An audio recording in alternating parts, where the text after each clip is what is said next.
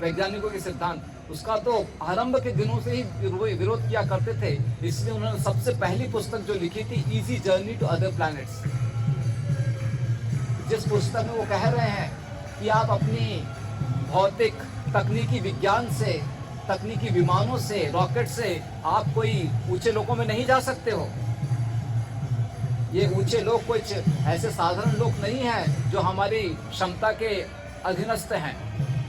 ऐसे ऊंचे लोगों को प्राप्त करना है तो आपको कुछ यौगिक क्षमता धारण करनी पड़ेगी, और यौगिक क्षमता धारण करने के लिए बहुत कठिन प्रयास करना पड़ता है। तो सरल मार्ग है, आप भक्ति कीजिए और भक्ति करके सबसे उच्चतम लोग गोलोक धाम जा सकते हो। तो सृष्टि के संबंध में जो आधुनिक समाज की धारणा है और जीवन की उत्पत्ति के संबंध में जो आधुनिक समाज की धारणा है, इन दोनों बातों पर बहुत बहस छिड़ जाती थी। और श्रील प्रभुपाद हमेशा शास्त्रों का जो मत है उसको सामने रखते थे। तो इसीलिए श्रील प्रभुपाद जी अपने एक महान वैज्ञानिक शिष्य भक्ति स्वरूप दामोदर महाराज कहते थे कि जितने भी शैक्षणिक महाविद्यालय हैं उन सभी में जाकर हम सबको कृष्ण भावनामृत के वैज्ञानिक विचारधारा को प्रस्तुत करना चाहिए। हमें वहां पर जाकर सिद्ध करना चाहिए कि जीवन रसायनों से नहीं, जीवन जीवन से आता है। और ये जो सृष्टि है, ये सृष्टि कोई विस्फोट से नहीं हुई है। इस संसार में कुछ भी रचनात्मक कार्य विस्फोट से नहीं होता है। कुछ भी रचनात्मक कार्य करने के लिए वैसा कुशल व्यक्ति होना चाहिए। तो सृष्टि जो कि इसमें सब कुछ बहुत ही कुशलता से चलता रहता है, व्यवस्था से चलता रहता है, ऐसी सृष्टि बनाने के लिए निश्चित ही कोई बहुत ही महान सृष्टिकर्ता होना चाहिए। तो ये सब सिद्ध करना चाहिए हमें वैज्ञानिक ढंग से। इस प्रकार से श्री प्रभुपाद जी भक्ति स्वरूप दामोदर महाराज को प्रेरित किया करते थे। भक्ति स्वरूप दामोदर महाराज को श्री प्रभुपाद जी ने यह भी कहा कि हमारा जो वेदांत सूत्र है, जो व्यासदेव ने लिखा है, उसका हमें एक वैज्ञानिक तात्पर्य प्रस्तुत करना चाहिए, जिसको आधुनिक समाज के वैज्ञानिक पढ़ें और उसकी सराहना करें। वैज्ञानिक दृष्टिकोण से हमें वेदांत सूत्र प्रस्तुत करना चाहिए। साथ ही श्रीमद् भागवतम में जो 5वें स्कंद में सृष्टि का वर्णन है, उस सृष्टि के वर्णन को हमें गहराई से अध्ययन कर उस सृष्टि का एक मॉडल बनाना चाहिए, जिसको देखकर आधुनिक समाज के लोगों को प्रेरणा प्राप्त हो कि सृष्टि वास्तव में कैसी है। तो इस प्रकार से श्रील प्रभुपाद जी कृष्ण भावनामृत का प्रचार प्रसार करने के लिए ये जो महत्वपूर्ण दो तत्व हैं, सृष्टि की उत्पत्ति, सृष्टि का विकास और जीवन की उत्पत्ति, इन दोनों तत्वों को कैसे हम शास्त्र के माध्यम से स्थापित कर सकते हैं और जो आधुनिक विज्ञान के मत है उनका खंडन कर सकते हैं। यदि हमने ये दर्शा दिया तो सभी लोग कृष्ण भावनामृत को स्वीकार करेंगे।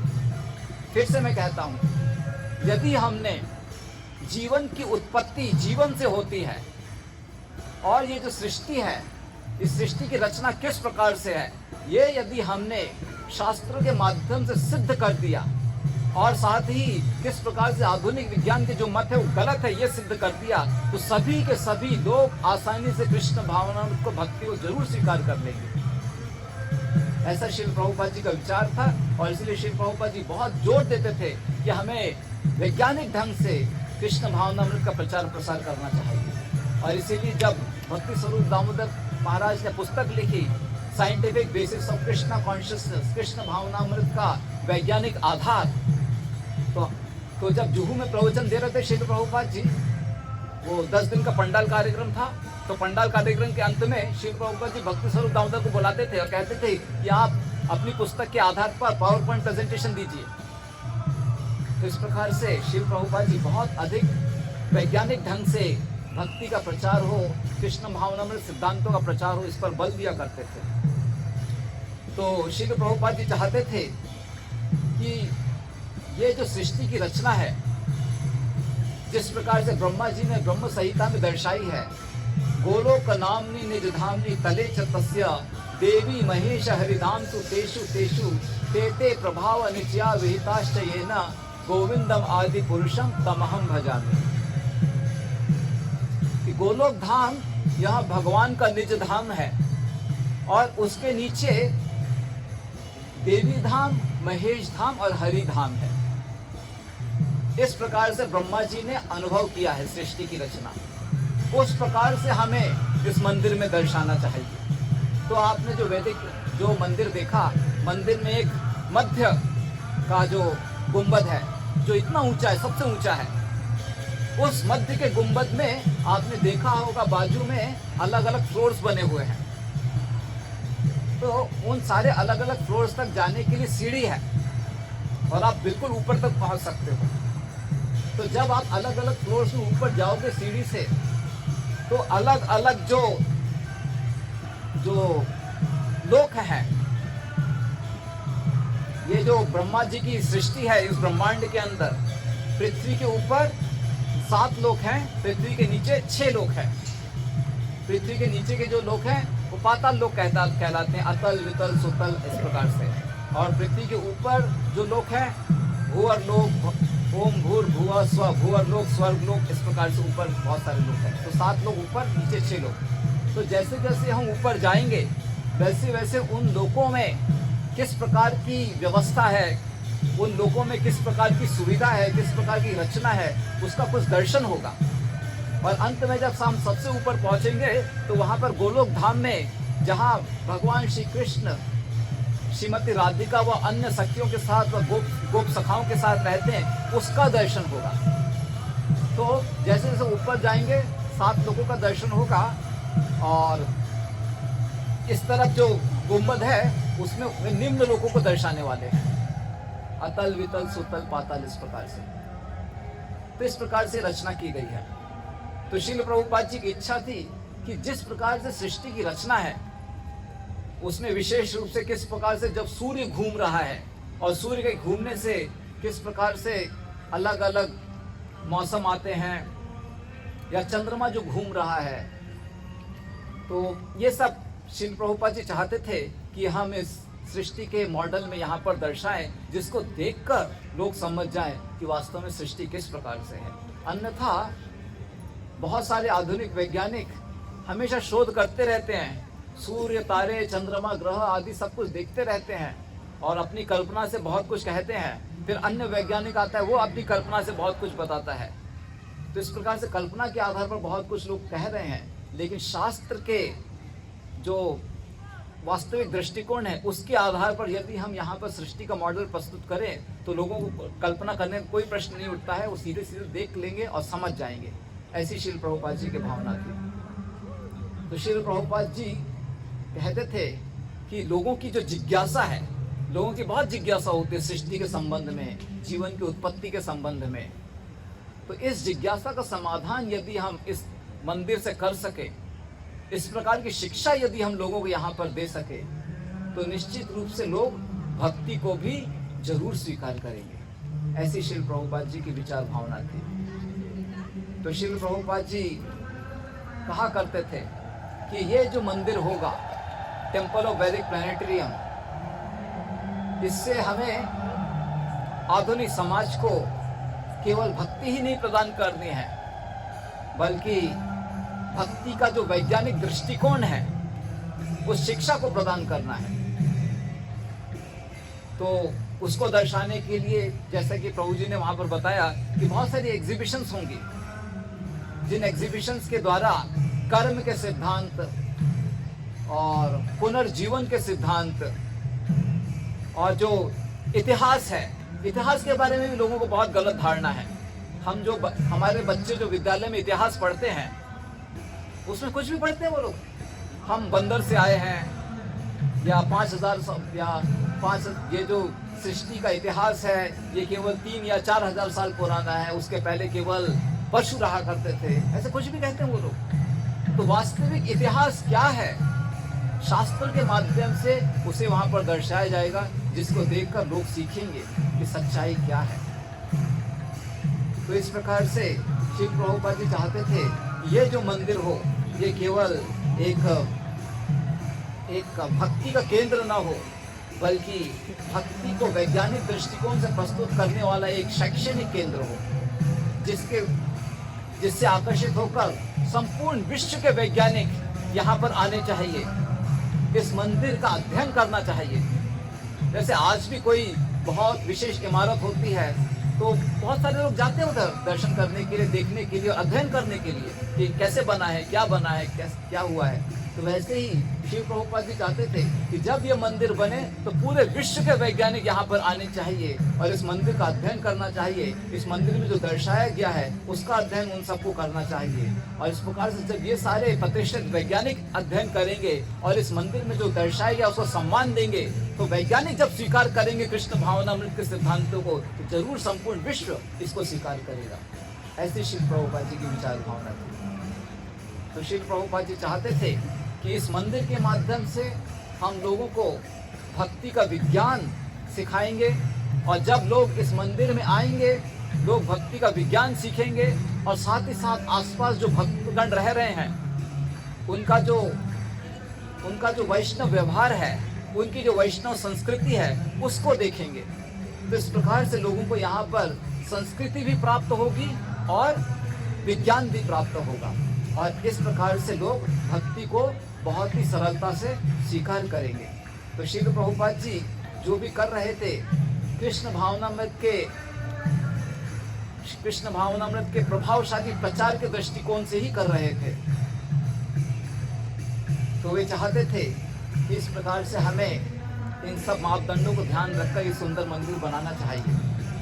और साथ ही श्री प्रभुपाद जी चाहते थे कि लोग जब यहाँ पर आएंगे तो उनके रहने के लिए भी अच्छी सुविधा होनी चाहिए। तो श्री प्रभुपाद जी ने उस समय कल्पना की थी जिस समय यहाँ पर आने जाने के लिए कुछ सुविधा नहीं थी। अभी तो यहाँ पर इतनी भीड़ होती है, कल के समय हमने देखा ही कितनी भीड़ थी यहाँ पर। लेकिन उस समय जब श्री प्रभुपाद जी 1972, 73, 74 के समय अपनी बातें कह रहे थे, तो यहाँ पर दूर दूर तक केवल खेत ही खेत, हरियाली ही दिखाई देती थी, लोगों की संख्या दिखाई नहीं देती थी। मुश्किल से यहाँ पर रहने वाले भक्त होंगे 15 से 20। ऐसी अवस्था में श्री प्रभुपाद जी कह रहे थे कि यहाँ पर 50,000 लोगों के रहने की सुविधा होनी चाहिए। 50,000 लोगों के रहने की सुविधा होनी चाहिए। भक्तों की बात कर रहे हैं, बाहर के लोगों की बात नहीं कर रहे श्री प्रभुपाद जी। मुझे नहीं लगता कि अभी भी 50,000 होंगे, 50,000 भक्त नहीं होंगे तो यहाँ पर रहते होंगे और सेवा करते होंगे।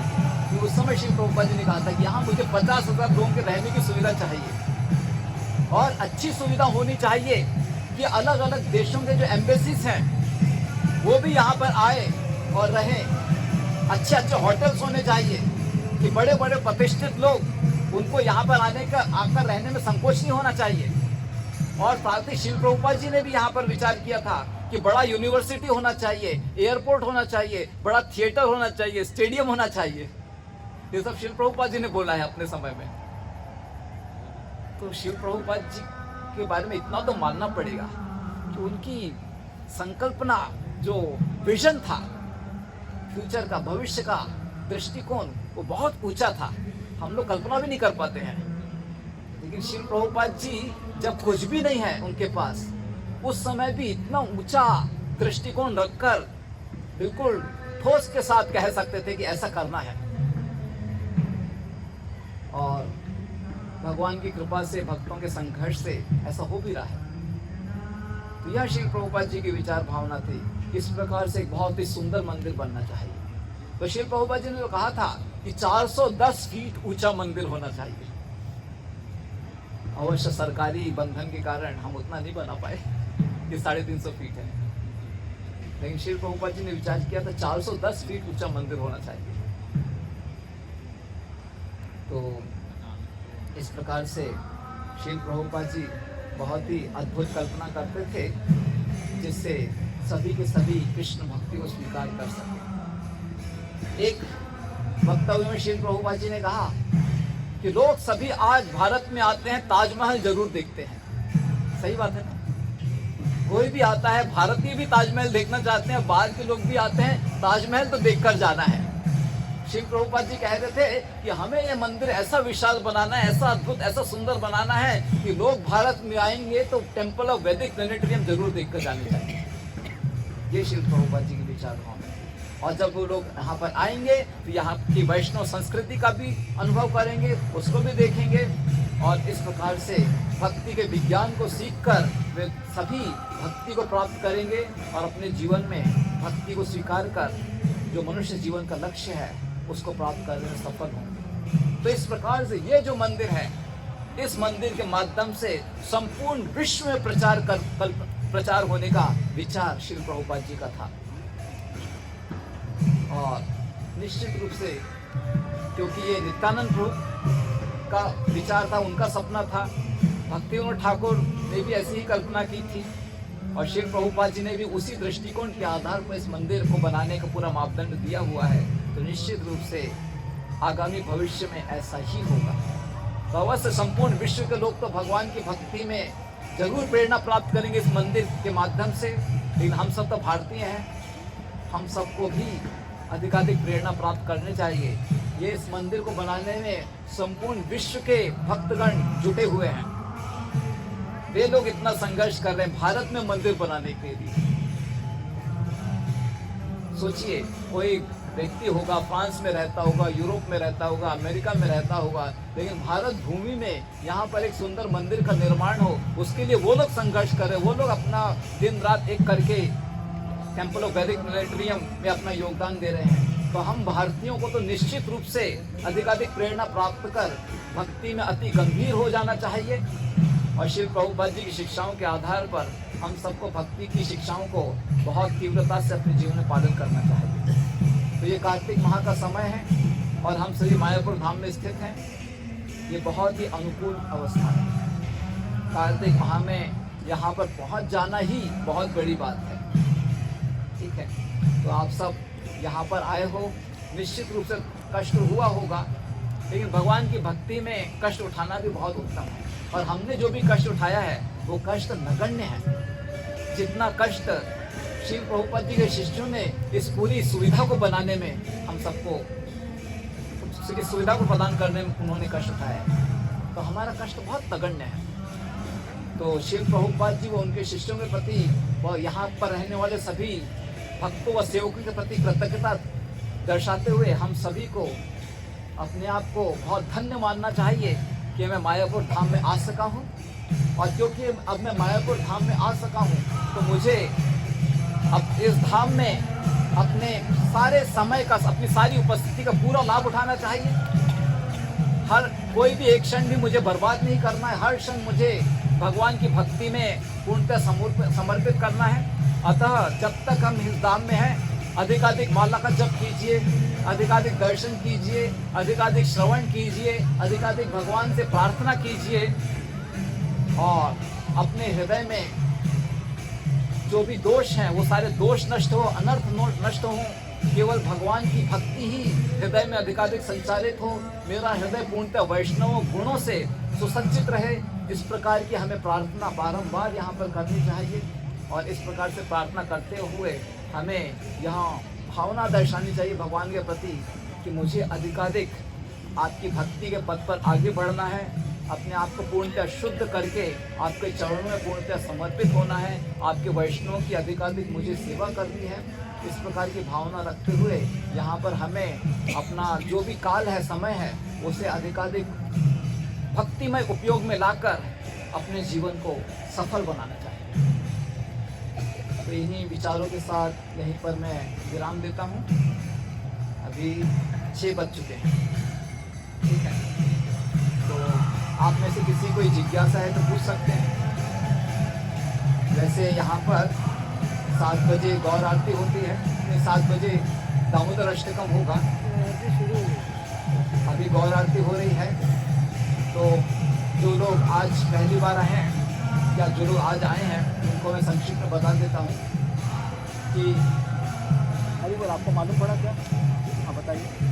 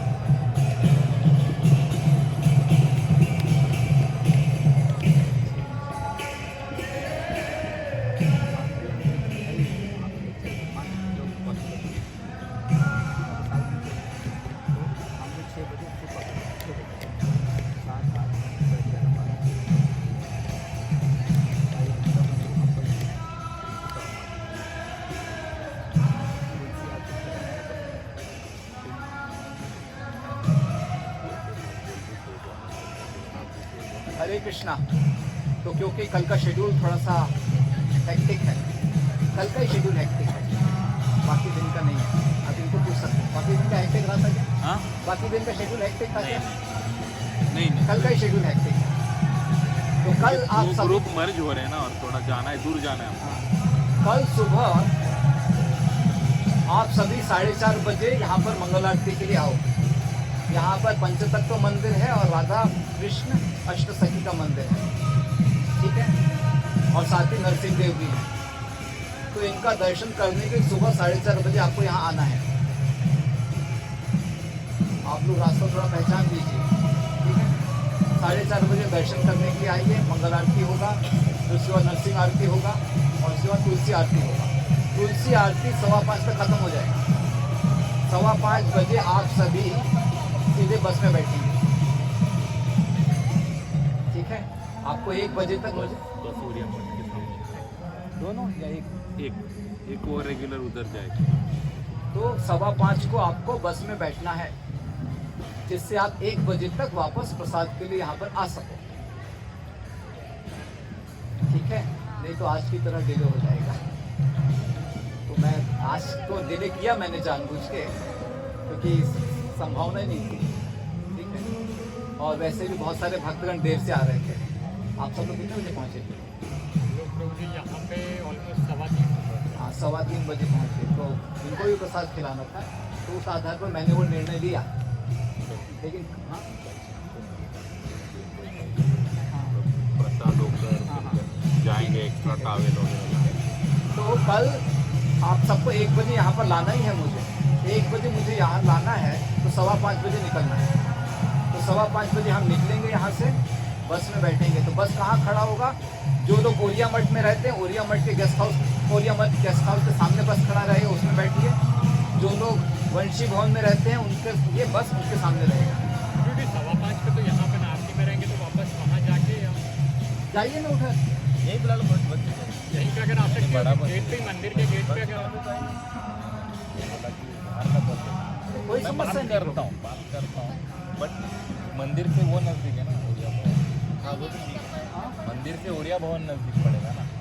मंदिर से ओरिया भवन नज़दीक है, बाहर जाके तो ज़्यादा डिस्टेंस नहीं है।